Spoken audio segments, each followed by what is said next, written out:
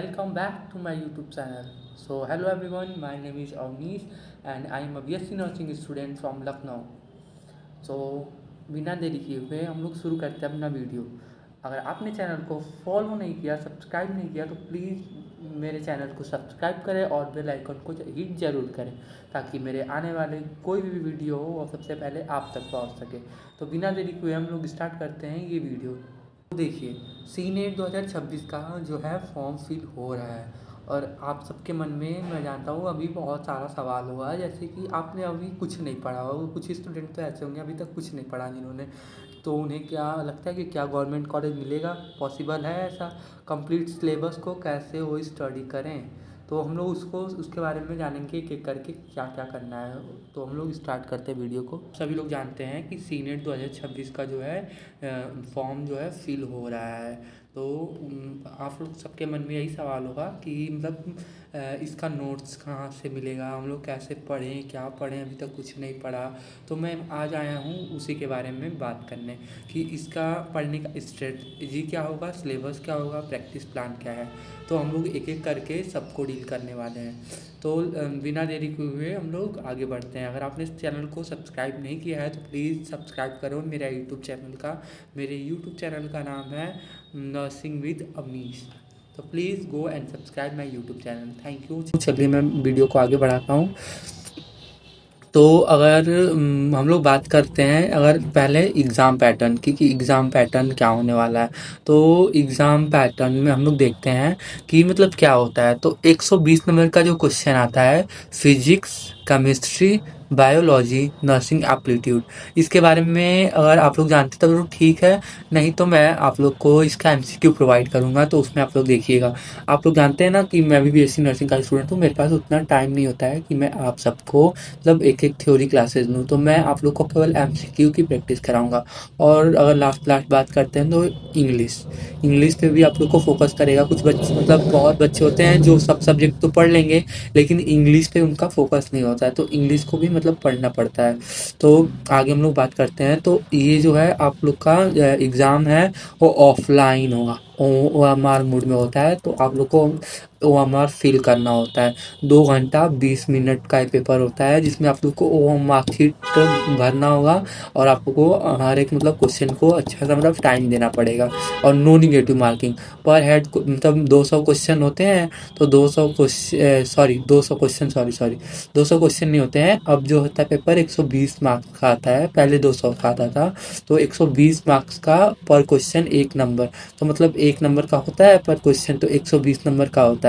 तो और 120 क्वेश्चन करने के लिए आपके पास टाइम होता है 2 घंटे 20 मिनट। 2 घंटे 20 मिनट में आप लोग को पूरा 120 क्वेश्चन मतलब कर देने होंगे।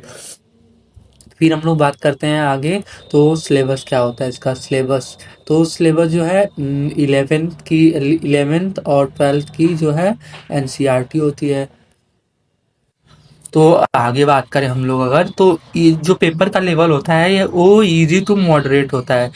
पेपर उतना मतलब हार्ड नहीं आता है यूपी गवर्नमेंट का। तो यूपी का जो है मतलब पेपर इजी से मॉडरेट आता है। मैंने भी एग्जाम दिया था तो ज़्यादा हार्ड क्वेश्चन नहीं आए थे, लेकिन ठीक है आगे बात करेंगे उसके बारे में कि क्या हुआ मेरे साथ। आप लोग कमेंट करिएगा कि आप लोग को मेरी स्टोरी जाननी है। अगर फेस के साथ मैं पढ़ा हूँ तो उसके लिए भी कमेंट करिएगा। और आप लोग को मैं अगर नेक्स्ट बात करें तो फोकस करना है आपको एनसीईआरटी पे।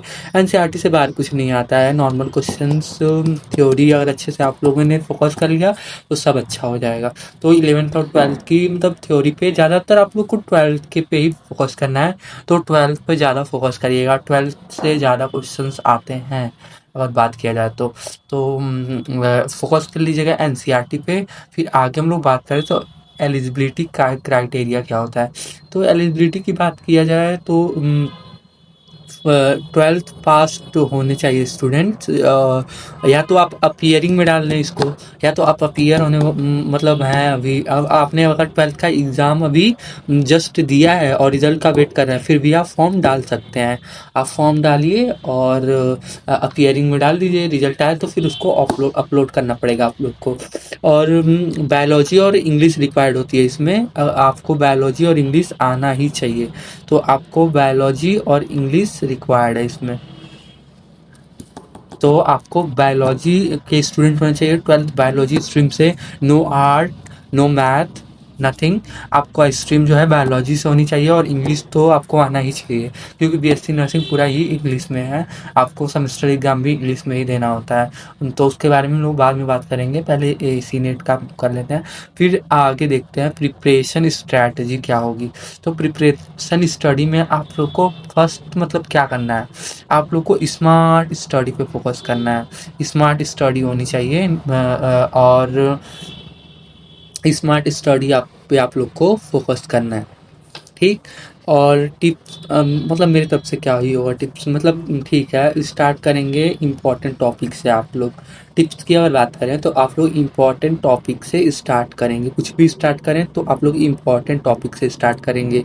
यूज वन शॉर्ट वीडियो, ये मोस्ट इम्पॉर्टेंट है कि आप लोग को वन शॉर्ट वीडियो जो है वो मतलब देखना है। वन शॉर्ट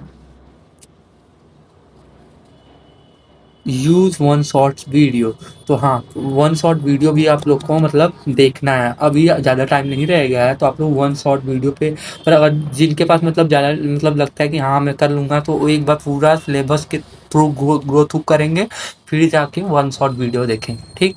तो उसके बाद हम लोग देखते हैं थर्ड पॉइंट क्या आएगा। थर्ड पॉइंट में आ जाएगा कि अवॉइड फुल सिलेबस ओवरलोड। मैंने अभी ऐसे बोला कि फुल सिलेबस मतलब नहीं कंप्लीट अगर कुछ लोग कर पाएंगे, तो वन शॉट्स वीडियो देखें, उससे आप लोग का बहुत कुछ कवर होगा।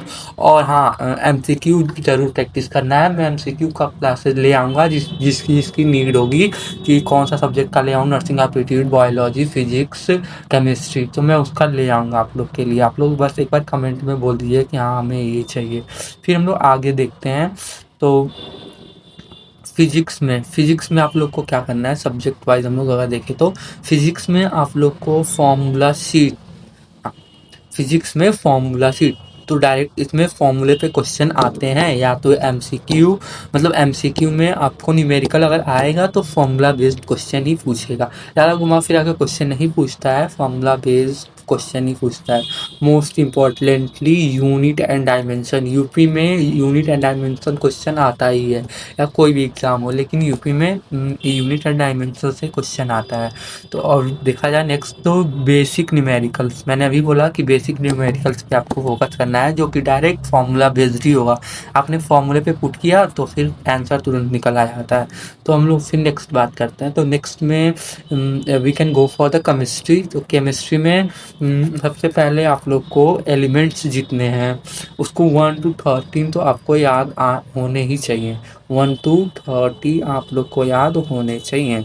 और फिर ऑर्गेनिक नेम रिएक्शन से भी डायरेक्ट क्वेश्चन कई बार मतलब आता है, तो वो भी आप लोग को याद होने चाहिए। बेसिक कॉन्सेप्ट आप लोग के क्लियर होने चाहिए, क्लियर कर लीजिएगा जिसके नहीं है, और क्लियर होने चाहिए ताकि आप लोग मतलब बेसिक जो क्वेश्चन है वो मतलब आप लोग लगा सकें, अच्छे से कर सकें। तो फिर हम लोग बायोलॉजी की नेक्स्ट बात करें। तो बायोलॉजी में क्या करना है, तो बायोलॉजी में एनसीईआरटी पे फोकस करना है। बायोलॉजी में आप लोग को एनसीईआरटी की बुक जो है उसको प्रीफर करनी है, 11th+12 की, 11th+12 बायोलॉजी पे फोकस करिएगा, ओके। और फिर अगर बात करें हम लोग तो डायग्राम्स, यहाँ मोस्ट इम्पॉर्टेंट कि डायग्राम्स, डायग्राम पे आप लोग को फोकस करना है। डायग्राम तो आप लोग को पढ़ना है, उस पर फोकस करना है, ठीक। उसके बाद हम लोग बात करें तो वन शॉट रिवीजन का क्लास आप लोग को जरूर लेना है। वन शॉट रिवीजन करना है, डायग्राम की टर्म्स एनसीईआरटी पे फोकस करना है, ये सब बायोलॉजी के लिए है।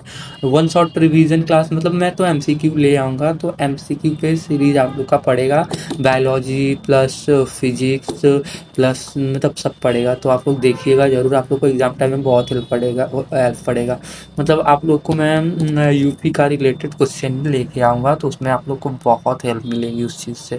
तो ये इतना है। और मोस्ट इम्पॉर्टेंट सब्जेक्ट इंग्लिश, बहुत सारे बच्चे जो होते हैं मतलब कि इंग्लिश पे फोकस ही नहीं करते कि हाँ इंग्लिश हो जाएगा ऐसा वैसा, लेकिन आप लोग को इंग्लिश को नहीं छोड़ना है, इंग्लिश पे ज़रूर फोकस करना है। मोस्ट इम्पॉर्टेंट इंग्लिश पे फोकस करिएगा, वरना फिर आप लोग मतलब डूब जाएंगे। तो फिर इसमें देखिए ग्रामर्स के रूल्स, मोस्ट इम्पॉर्टेंट ग्रामर्स के रूल्स, मतलब एक्टिव वॉइस, पैसिव वॉइस, ये सब मतलब और वोकैबुलरी प्रैक्टिस करिएगा। मतलब सिनोनिम्स आता है, अपोजिट आता है, मतलब ये सब आता है। डेली क्वेश्चन इंग्लिश पे मतलब प्रैक्टिस करते रहिए आप लोग, क्योंकि 12th के बच्चों का तो अभी एग्ज़ाम हो गया, हम सबको कोई काम नहीं है, तो वो सब मतलब ये सब थोड़ा मोड़ा अपने डेली लाइफ के लिविंग में ले आइए कि इंग्लिश बोलना चालू करिए, ग्रामर्स के रूल्स देखिए, मतलब सब करते रहिए आप लोग टाइम टाइम से।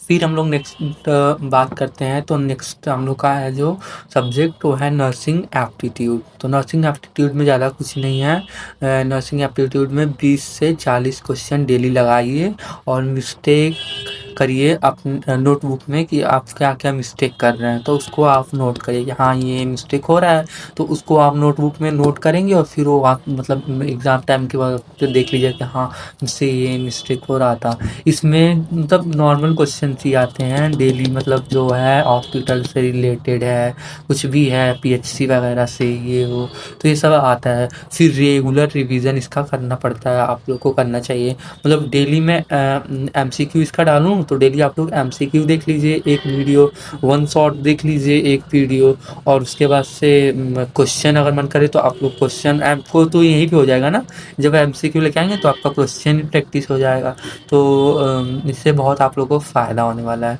ठीक, तो फिर हम लोग देखते हैं फाइनल मंथ में आप लोग की कौन सी स्ट्रेटजी होनी चाहिए।